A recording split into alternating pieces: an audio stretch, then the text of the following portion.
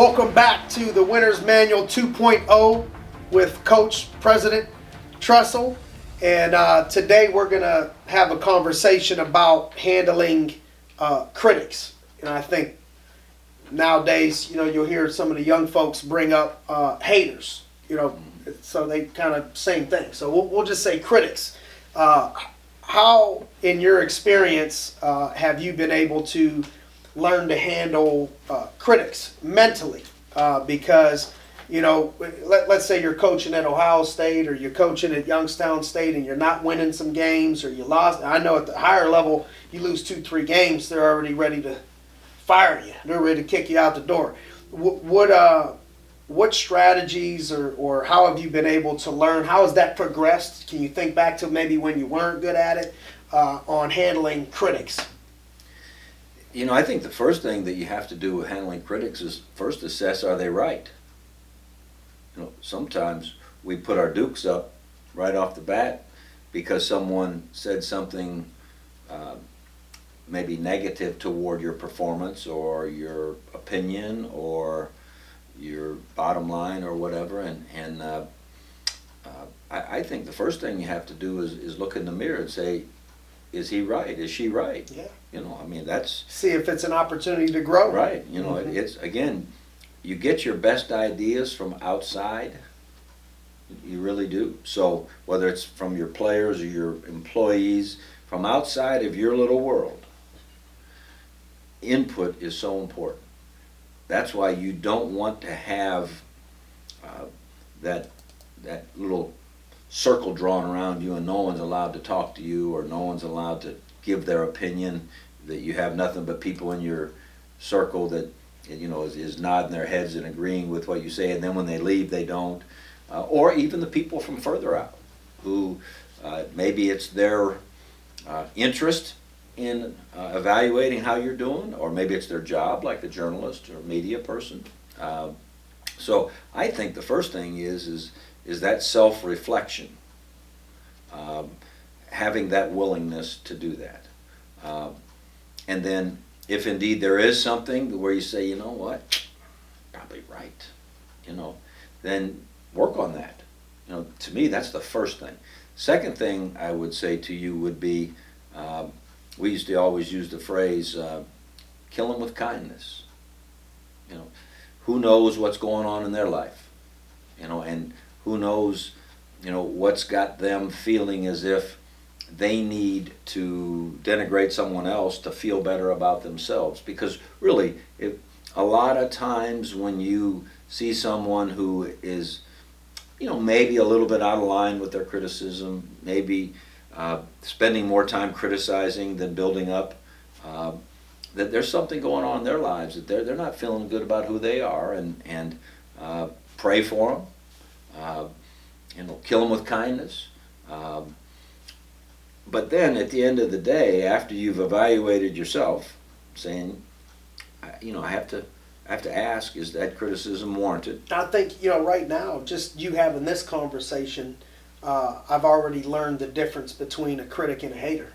That a hater I don't think can ever really be a good critic, because it talks about, critics may have some truth behind it, right, and maybe the intentions aren't even just to hurt you, but just to keep it real with you. Right. And it just may not be what you want to hear. That can be a critic that may be for your own benefit, that you have to be open. No question. Yeah, a critic and a hater are not the same thing. Yeah, well, I'm just, I lumped them together until we started talking. I'm thinking, well, that's okay. Yeah. A hater, I think that means no matter what you do, mind. They're coming after you. They don't like you. No matter what you do, matter what, they're not even going to consider and ask you, well, why, did you go about it this way, or what were you thinking, or help me understand.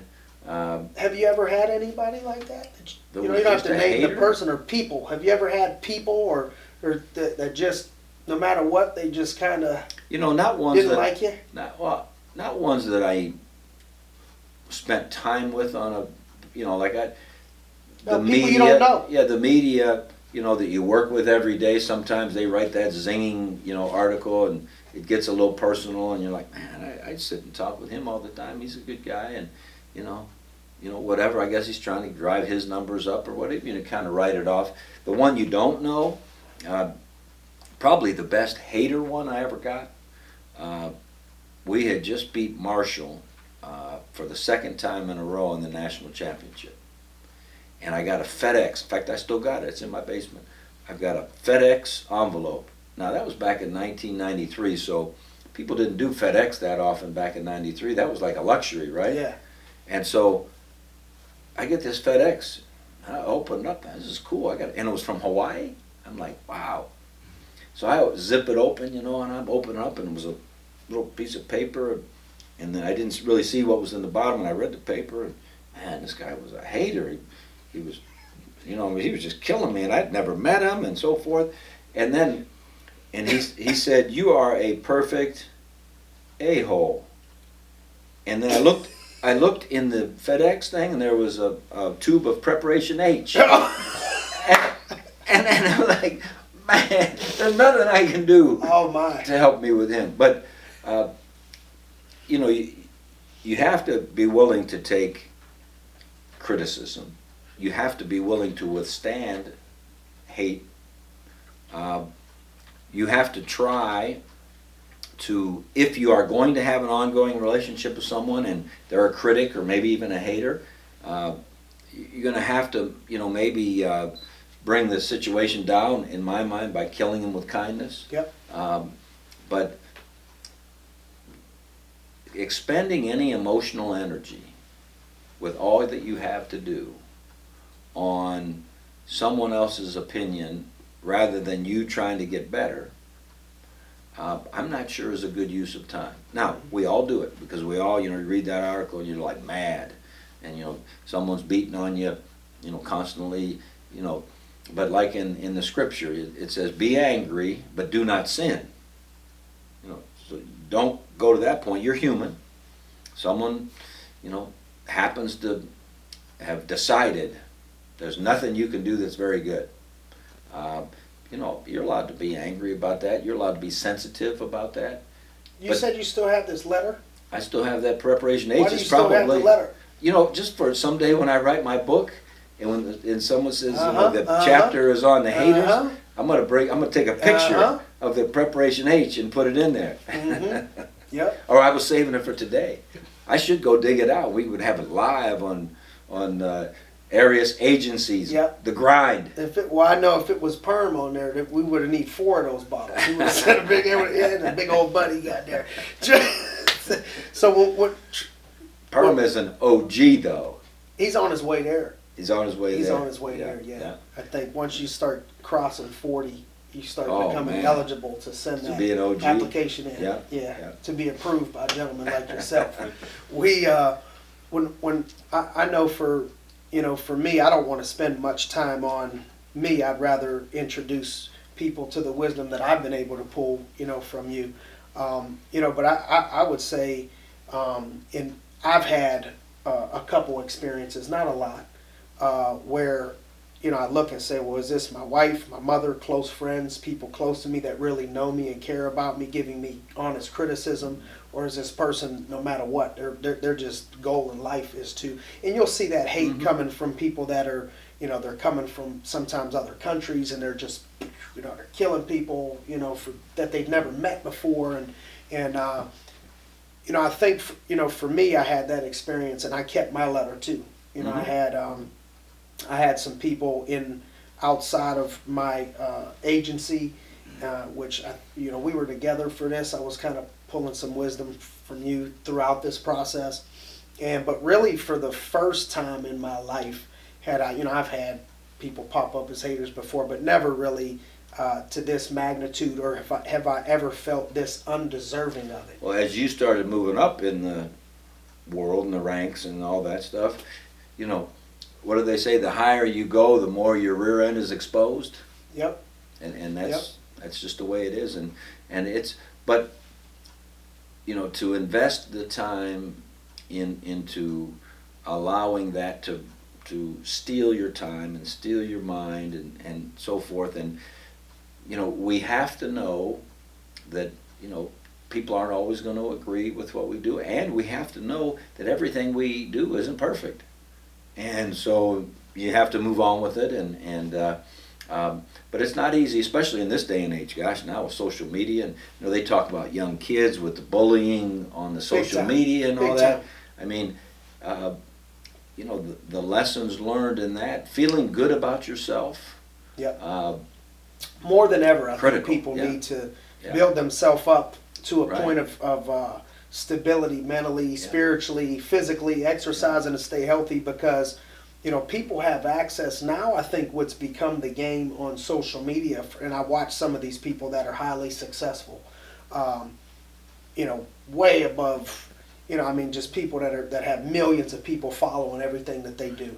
I look at a LeBron, or I look at a musician, or I look at somebody, or the President of the United States. I told my mom when she started to get upset from people starting to, over time would throw jabs, that are undeserving. And, as a parent, now having my own children, I'm thinking, man, that'd be harder for me to deal with that stuff for them than it is for me. I don't mind. Right. I said, Ma, you always used to tell me, you say, man, Simon, I think you could be the president of the United States one day. Your mother's. And I said, Mom, half the country's going to hate me if that happens, no matter what. That's right. If on one side, if you're wearing this color, or you're representing these people, 50% of the country or so hate you, at least 40%. And then the other, if you're on the other side, and then half the country don't like you, or they don't believe in what you, and they're talking, bad about you. So I feel bad for some of these people, but I also try to prepare for if that moment ever comes, for me, how am I going to handle it? Because I look at them and I think the thing has become to, if I can be a decent basketball player and I just start bashing LeBron on a social media page, I can get people to look at me, and because it's LeBron, if he comments back anything, and so that no matter how good you look at some of these things, people always have someone under there making these negative comments. And the higher you go, I think the more that those come now from a social media platform, because the game becomes to be, how can I get all eyes on me? Well, when there's just a newspaper or just text pagers, or whatever, just telephones, that's just neighborhood stuff. Right. When people can get a platform to say, if somebody gets on here at any point and says, I found Jim Tressel was in the parking lot of this play arguing with some lady, just even if it's not true, just to get now people all of a sudden, I got to look up this crazy man talking about who is this guy, Brian Jones, and then so that becomes a strategy, for people. What advice would you give to the people that are younger people, not seasoned enough to know how to deal with this stuff, but a kid in high school or a kid in college that's getting all of these emotions and criticism? If their level of play is up, and then you're going to have these, what advice would you give to those people on handling it? Our friend John Maxwell, who we talked about earlier today, I remember in one of his books, he talked about being successful at something. You need to decide early, how you're going to handle things and what you're seeking and so forth. I think you have to decide early that it is important how the people that you have spent time with and that you've been around and you've worked with or hung with or whatever, it is important how they feel. And the ones that you've never met, it's really, you have to decide early, I am not going to allow that to affect me.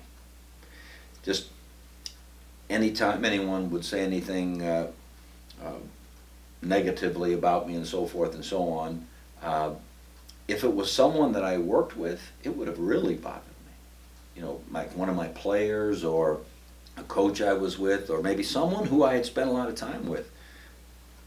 That would affect me more than someone, from the whatever media outlet writing some opinion page based upon, I guess, what they thought or what people they could dig up, to say something negative, and then they made that story. And so you have to decide early, whose opinion is important. And it's most especially important the people that you have had interaction with. I think that's helpful. Doesn't mean it will alleviate any of the pain or any of the sensitivity, any of the people who are in freedom of speech, they can say whatever they want, and that is hurtful, and you hurt for the people who the second tier, it hurts your children or your coworkers or whatever. But if you can try to draw the line between someone who knows you and someone who doesn't, I think that could be helpful. I think, we talked before about, we don't have to name the position, but there was a couple players that maybe, that you had to move somebody in front of them in football, and you don't think that they would be your biggest fans, maybe today or at that moment at least. I think, for me, when you mentioned the families and, and stuff like that, it's, I'm in a business, in an industry where it's probably much like, I say it relates to football a lot, because a lot of not all of my positions, I have tons of salary positions, hourly, part-time positions, but the big base of what we do is I'm running commission salesmen and saleswomen.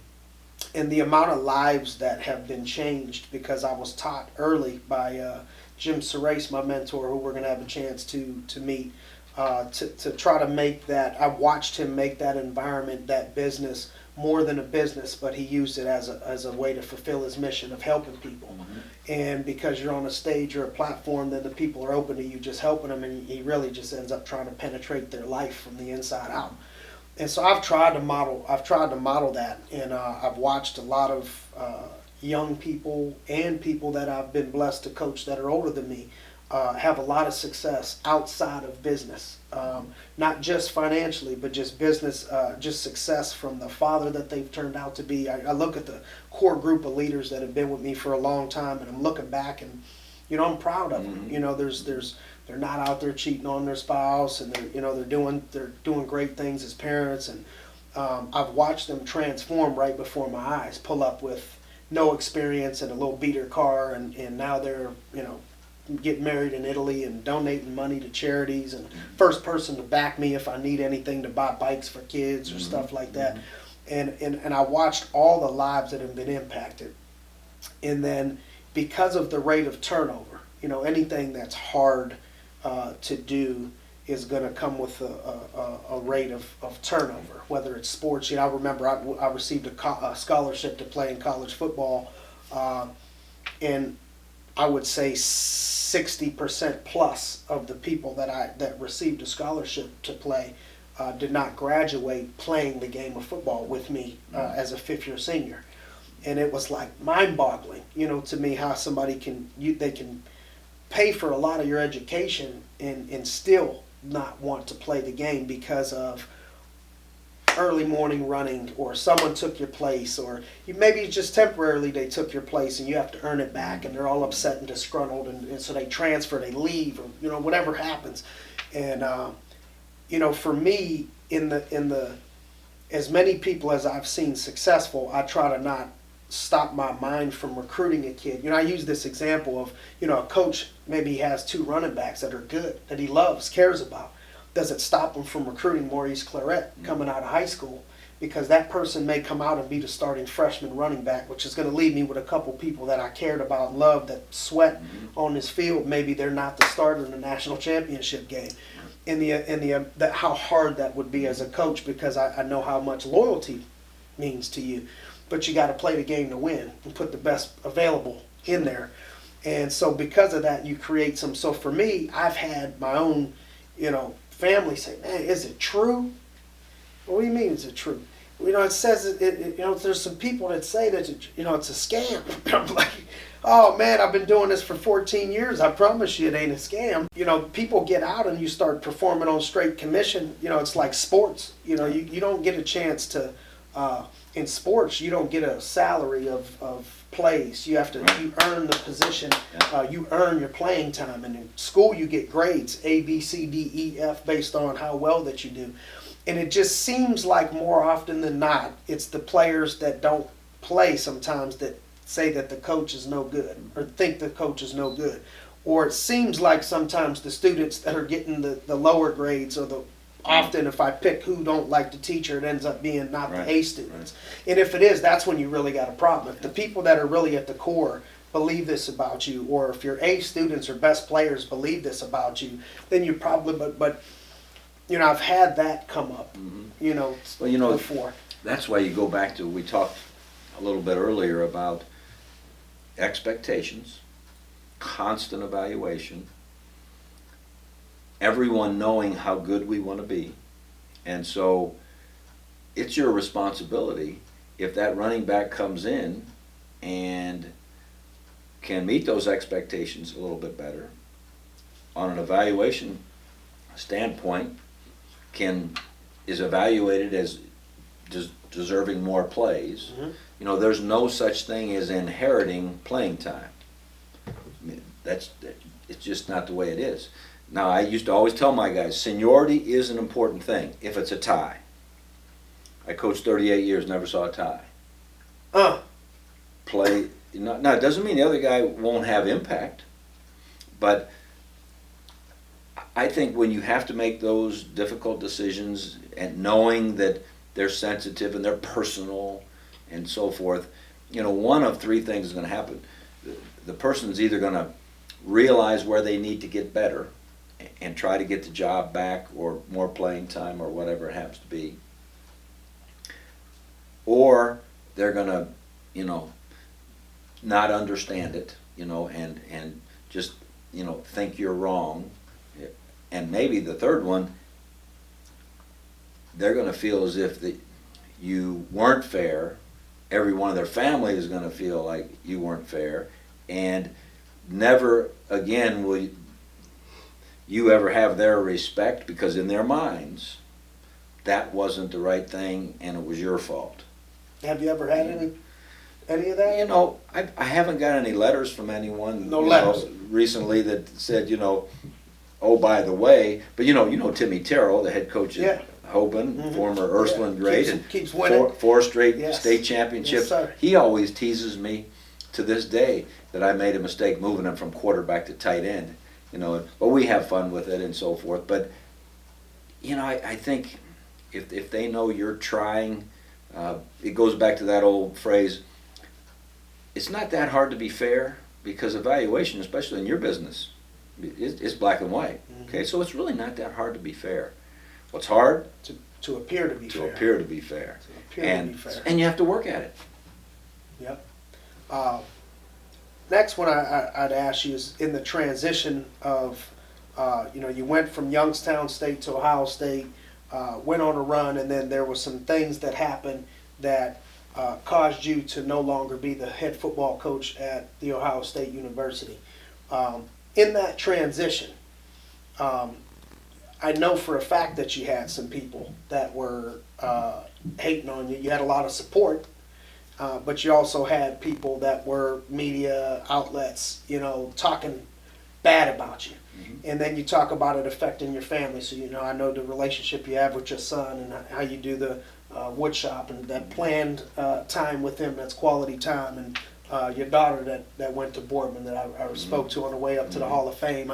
And I know that those people probably get hit a little bit from that too. You know, probably get more upset than Harder, you. yeah. You know what I mean? Harder on them. Especially your support. You know, Yeah. Youngstown's loyal, so Yeah. you know they're probably 99.99% all that. That's, you know, don't talk bad about him.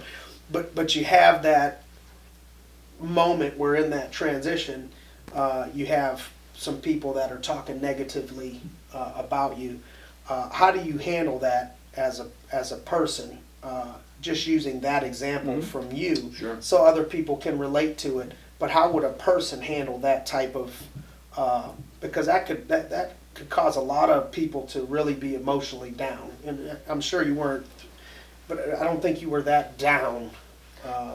You know, especially in a visible situation like that. Ohio State's very visible. Yeah. Probably what I came to the conclusion that was the healthiest thing to be feeling and thinking was to reflect back that I had 10 years as the head coach of Ohio State. I mean, how many people can say, Gratitude. you know, that they had 10 years? And, you know, did I want to be there for the 11th year? Yeah. But I had 10 years. And to me, I would constantly reflect back. And then I go back to that scripture we talked about a couple minutes ago. You can be angry, but do not sin.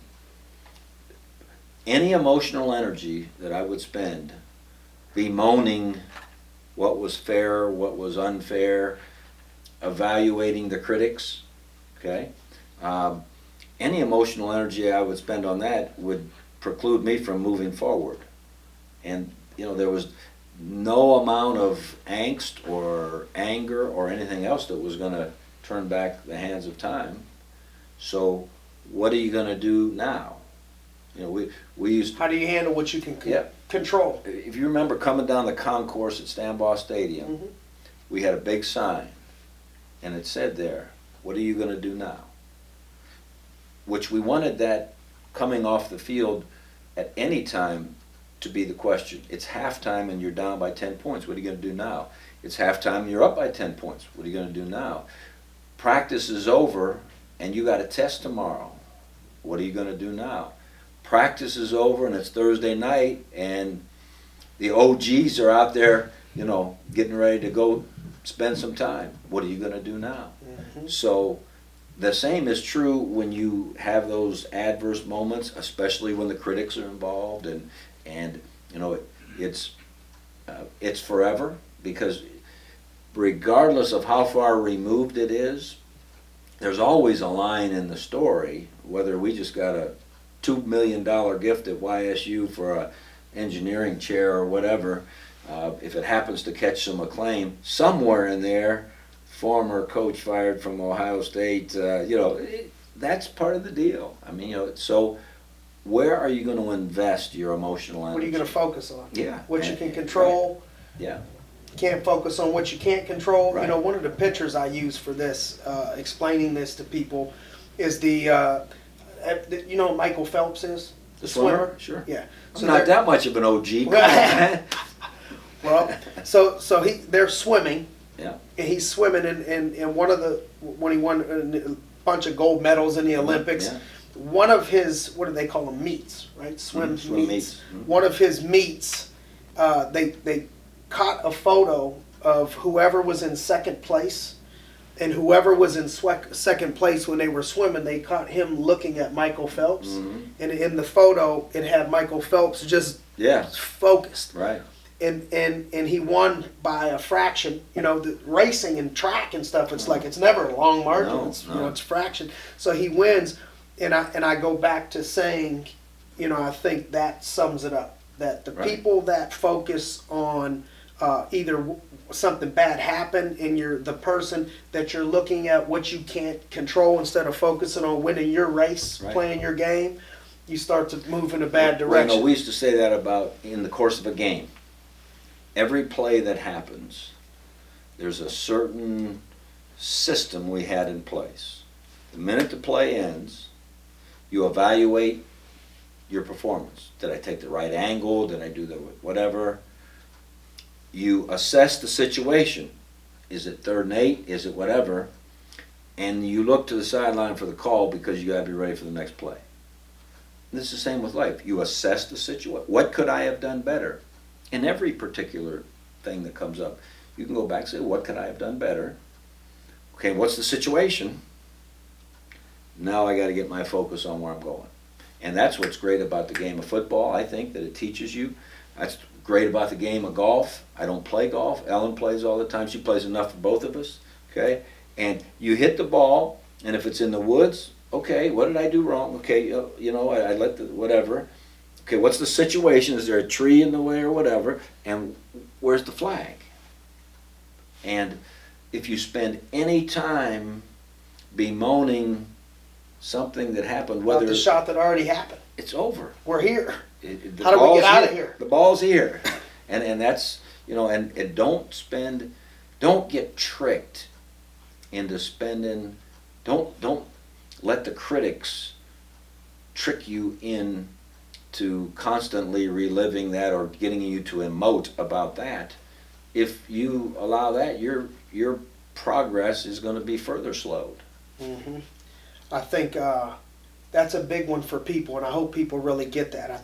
I watch a lot of people get upset in life for whatever reason, and it's the people that learn to let go of what they cannot control, Right. and focus on what they can control. To me, that is seems to be the happiest. I didn't come from an environment of you know, a lot of forgiveness or you know, everything that I was around was, and I'm not saying this about, I've had great grandparents, my mom has done a phenomenal job with the hand that she was dealt, but I've been around a lot of hot tempers, Sure. and you know, we won't speak for 3 years. If you know, if you do something wrong to me, I ain't talking to you for 4 years. You know that, and nobody able to ask for forgiveness and to forgive easily. And then playing a sport that I fell in love with, that was actually probably the third best sport. You know, I was probably best at baseball, and everybody wanted me to keep playing baseball. But you couldn't hit the curveball. I could have crushed the curveball. You crushed the curveball? I was killing the curveballs. Wow. And throwing them. Okay. And you know, I remember playing in the, you know, they have the punt, pass, and kick in baseball. I did that in, or for football, I did it for baseball. And I remember winning first place here somewhere in Youngstown. And two of the people that were next, both of them went on to play in the major leagues. And this was as a young kid. So baseball was my best sport, but I didn't like it. Okay. Basketball might have been my second sport, but I was physically short, challenged, Vertically challenged, and but I was good at it. But I love football the most, and I thought that, you know, I went all in for football, knowing that would probably be my option to play at the next level, based on overcoming size and the gifts that I was given and the gifts that I wasn't given. How I was gonna, and I felt like it was gonna be football. And you know, football, the position that I played especially, is a violent sport. You know, I know Lombardi said something about, you know, it's a violent sport. Ironically, Vince Lombardi's grandson, Joe Lombardi, was my coach at Mercyhurst, offensive coordinator. I see him on all the AARP commercials now, doing something with the Saints. Yeah. But it's a violent sport. And so I was a safety. And as little as I can remember being, I was always a hitter. I was either linebacker, safety. Every coach I played for would say aggressive. And so I learned that you have to take a step back and not be aggressive, because your my first instinct is to be aggressive. Right. That's why the play action pass worked against you. Could have. I was smart. You were too. down in the box. Coachable. Film. I was the film. I'd watch film, but that's another subject. For me, I had to learn myself to forgive people. Yeah. To let it roll off a little bit faster than most people, and those end up being the happiest people that I find. You know, how could we not be a forgiving person with all that God has forgiven us? I mean, come on. If God wasn't forgiving, I'd be in trouble. It's right in the Lord. That's what Jim Surace used to use on me. You see, right there in the Lord's Prayer, it says, "Forgive us, yeah, as we forgive those who trespass against us." Pretty So simple. you talk to me about the mistakes you've made, Simon. If you want somebody to forgive those, you have to be able to forgive That's other right. people. That's right. In the same token, you're able to forgive others is the same way that you're going to be able to be. Doesn't mean I'm going to put you in the game. I'm going to forgive your sins, but you're going to have to get better at those. You know, or if it's the outside critic, I'm not going to give you any of my emotion, and I'm most certainly not going to sin. I'm not going to do something silly, and it's all related. Thank you for your time. Yes, sir. On that topic, appreciate everything that you do for others in the world, everything that you do in the city of Youngstown, the amount of inspiration that people have pulled from you, from coaching to leadership to your heart, and the way that you serve, the way you respect others in the military and go out of your way for everything that you do. I appreciate it, and I appreciate you having you on. Thanks. We're blessed.